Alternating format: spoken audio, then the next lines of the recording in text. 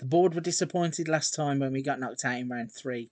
Let's see what we can do this time in the DFB Pokal.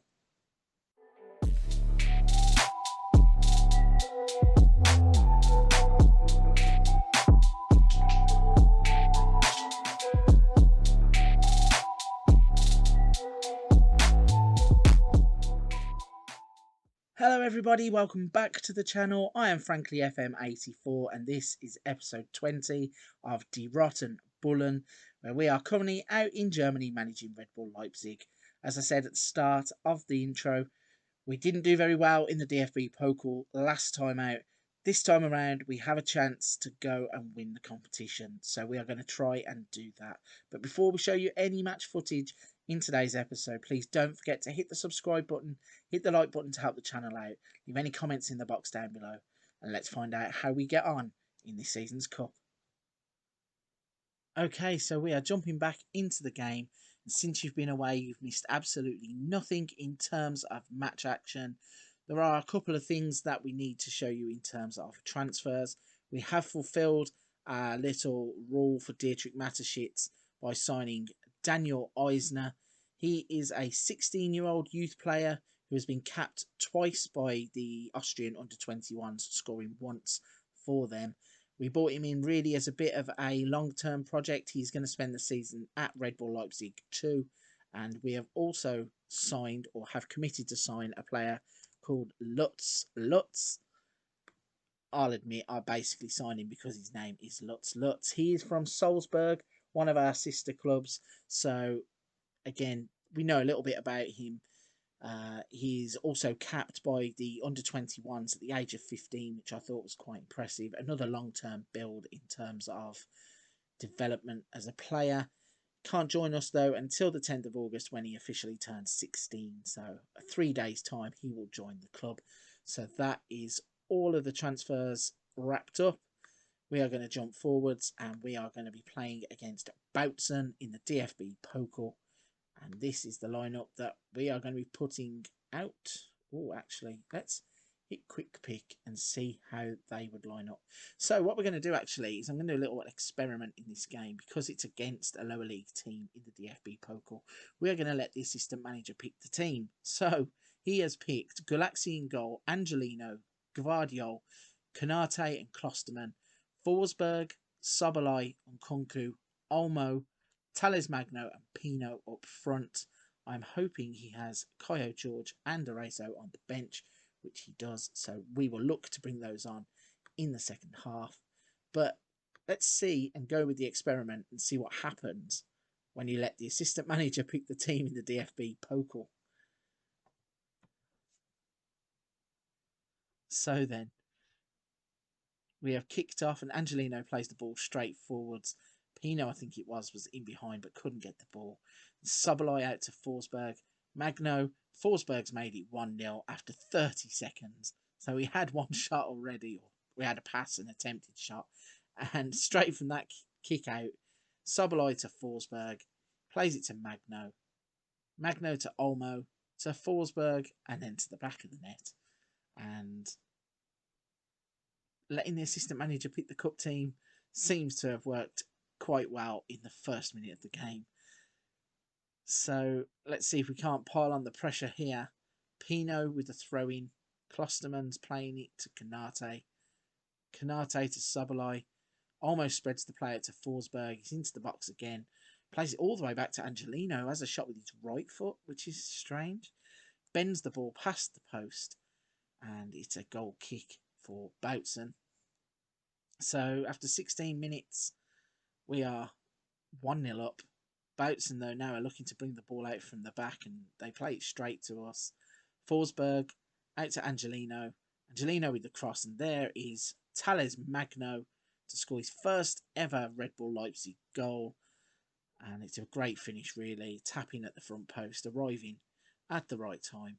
Holds his run, actually. Checks in behind the defender, and when the ball comes in, that's not a great finish. That was me thinking he'd run in behind the defender and tapped it in the net. It actually seems to come off the back of his heels and go in. Bit of a strange one, but they all count, I suppose. And Thales Magno is off the mark. And Nkunku is now in behind as well. And there is Yeremy Pino with his first goal of the season. And that's a great 1-2 in terms of debut goals. Nkunku gets in behind. Keeper really should do better there, but Pino is following up. He taps it into the empty net, and that's a first goal from him too. So we've got a throw in now on the right. Sabalai gets dispossessed, but it goes straight to Kanate. Plays it up the line to Klosterman. Plays it back to Sabalai. He's in the penalty area. The cross comes to nothing though. And all of a sudden, Bautzen are on the counter-attack. And Olmo picks it up in the middle of the field, runs towards goal, lays it off to Sabalai. And there is Pino to score his second of the game. And that's 2 in 4 minutes for Pino. And all of a sudden, I'm feeling a little bit sorry for putting out such a strong team against Bautzen, because we are 4-0 up after 24 minutes. And this really could be however many you want. It could be a rugby score or a cricket score coming up, I think. Especially as I have already said, I'm going to be bringing both Arazo and George on in the second half. There's Forsberg and Nkunku at the back post. Ball goes over the crossbar from that one. Olmo now plays to the back post, and there's a penalty. Yeremy Pino is going to have the chance to score a hat-trick, and a hat-trick he scores. Not bad when you get 1, not 2, but 3. And your first 3 goals come all in the same game. Great penalty there, down low. Keeper went the wrong way. Even if he would have gone the right way, I don't think he would have saved that. And we are really turning it on. However, we've got defending to do. Comes to nothing. Forsberg's now on the attack. He's round the back of the defence. Lays it to Olmo. And Olmo continues his great form from last season. And he scores to make it 6-0 in the first half. Breakaway goal, really. Forsberg runs at the defence. Gets to the edge of the penalty area. Plays it through the legs of whoever that is in the middle. I think it's Thales Magno. And Olmo makes no mistake by tapping it into the empty net. Straight from kickoff, it looks like we're going to be attacking again. Angelino plays it to Olmo. Thales Magno out to Nkunku. He goes to beat his man, gets past him comfortably, and has a shot straight at the goalkeeper. So 37 minutes gone, we've had 6 goals already. And like I said, I am eyeing up both George and Arazo, which is not what you would want to see if you're a Bautzen fan or player. But we're in again. Thales Magno has pulled up there. That is really not good news. Sabalai hits the frame of the goal, but we need to be getting Magno off as he has pulled up. And I think that's a hamstring. And that's never good. So Arazo is going to come on after 40 minutes. And Bautzen have got a goal. That was against the run of play. They've had a cross. It's come in. It's been headed. And they've got one back. So the fight back could be on. Maybe not. Nkunku with the ball.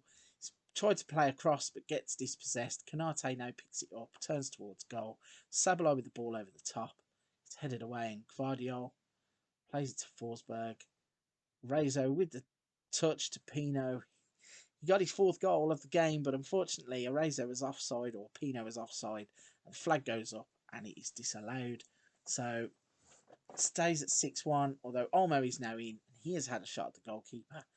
And this is crazy. I can't keep up with everything going on the pitch. We have a corner that's crossed in. Forsberg's back into the penalty area. Can't find a man. It's headed away. And there's 3 minutes until half time, and I bet Bautzen can't wait to get off the pitch. So at half time, we are going to bring on Kaio George up front, just because we can, and we are going to give a debut to Tagseth. We're going to bring him on for Danny Olmo just to keep him fresh. And let's start the second half. So 48 minutes. We have a little look at the stats. We are dominating this game everywhere. Sabalai is now in the middle, and he plays it to Arazo, and Arazo gets his first goal for the club in this cup game to make it 7-1. I did say I'd feel sorry for any of those players having to look across and see Matthias Arazo coming onto the pitch, and he tucks his first goal away. Really, really good finish there. So 53 minutes, Forsberg with a cross, and there's Gvardiol on his debut. I think that's his first goal for the club as well.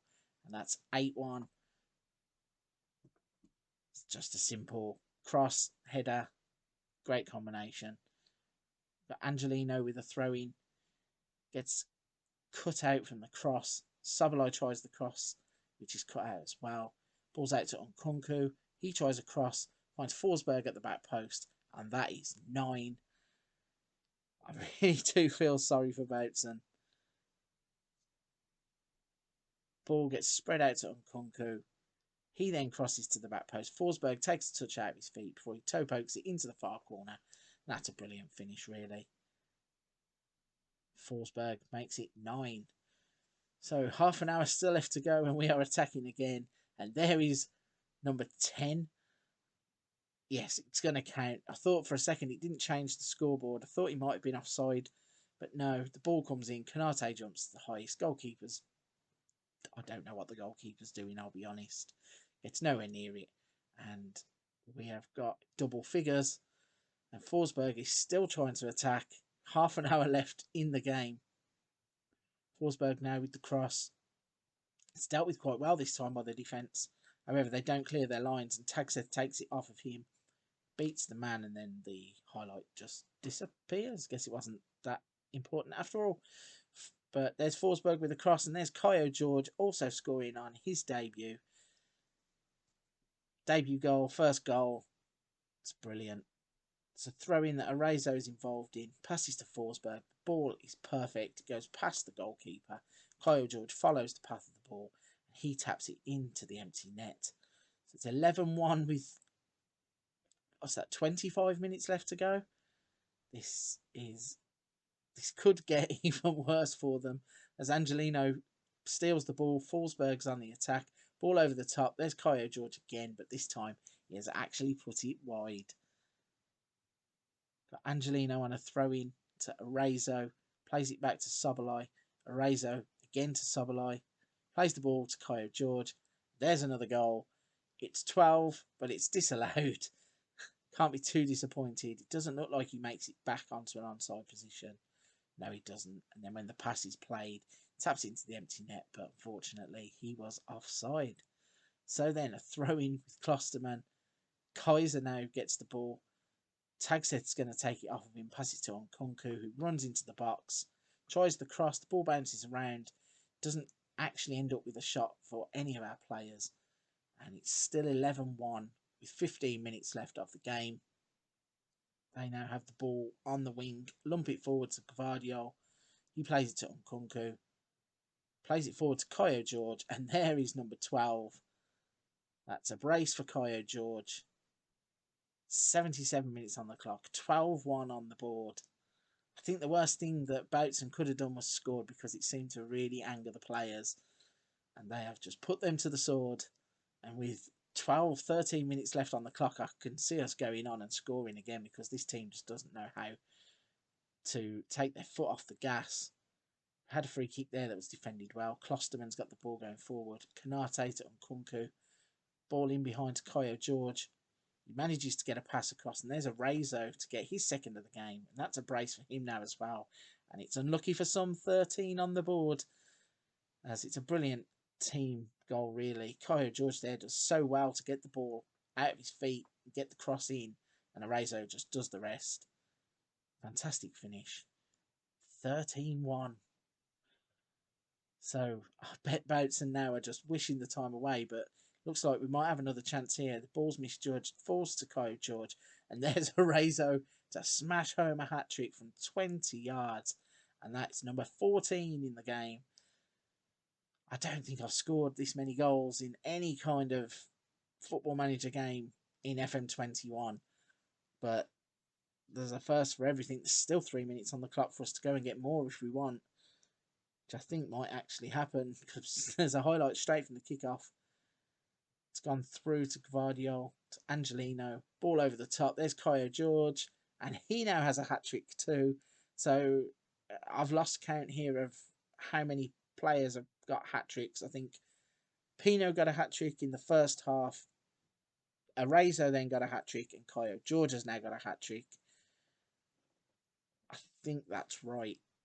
it's crazy. I mean, Forsberg's got a 10, Kyle George has got a 10, Arazo's got a 9.9 rating, and we're still on the attack with Nkunku.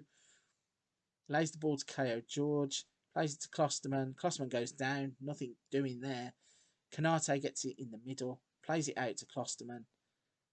Nice little passes here. Maybe we're trying to slow the game down, but then again, we don't really do that. So I imagine if we win the ball like Sobolai does there, Arazo's got it, crosses it in. Kyle George now has 4, and it's madness. 16-1, and it's just crazy. Arazo to George, and it's like a cheat code, really, isn't it? Maybe I've gone too far with the dark arts of buying both of these forwards, because this is going to be a lot of fun if that's what they can produce between them. And maybe one more for good luck. Forsberg had the corner, it hit the post, and then Guardiola's put it wide. And I think once this goal kick is taken, the game will finish and they will be delighted. But I can't even wish that for them at the moment.